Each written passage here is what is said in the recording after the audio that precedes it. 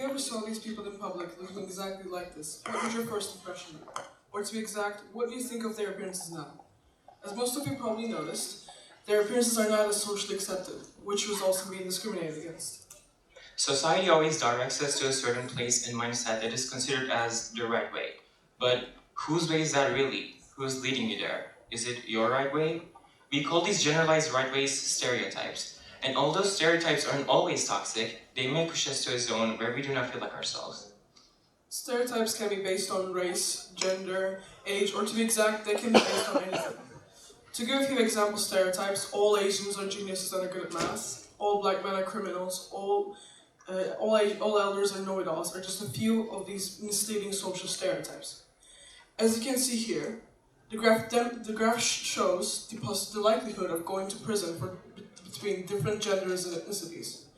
As you can see, black men have the highest possibility of going to prison, showing that the stereotype really does create prejudice in society.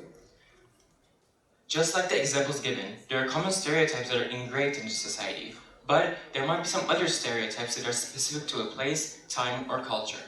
This definition leads us to the result that stereotypes can vary and are original to the experience of the situation.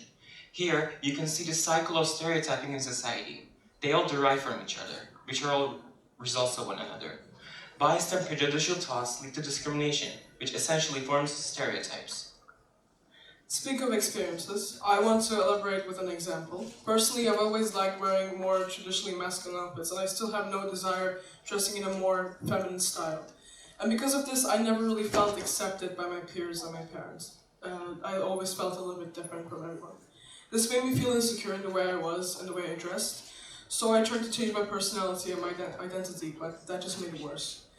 By explaining my experience and explaining what stereotypes are, I want to point out that social norms, rules, and patterns are heavily influential to one's personality and identity development. This phenomenon can be and has been explained more professionally and precisely by the Steele and Aronson study, which was done in 1995. This study was done in the academic field. They found out that when African American students were asked to indicate their races in the beginning of the test, which instantly activated the racial stereotype, they actually performed worse than their previous tests, whereas the performance of the white students were not affected by specifying their race in the beginning of the tests. The results show that students of races which are socially discriminated feel that their races actually matter in the professional field, or just in life general.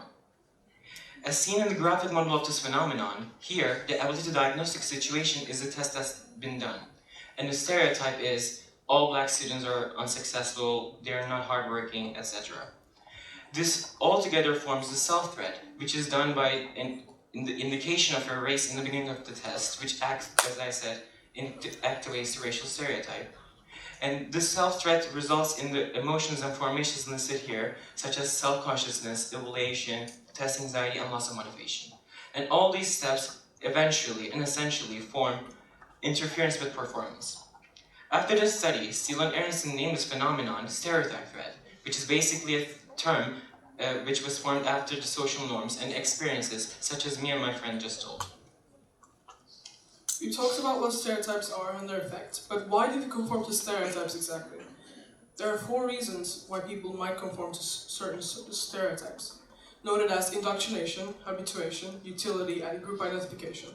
To explain these topics more, indoctrination means forcibly pushing someone to thinking a certain way, brainwashing if you will.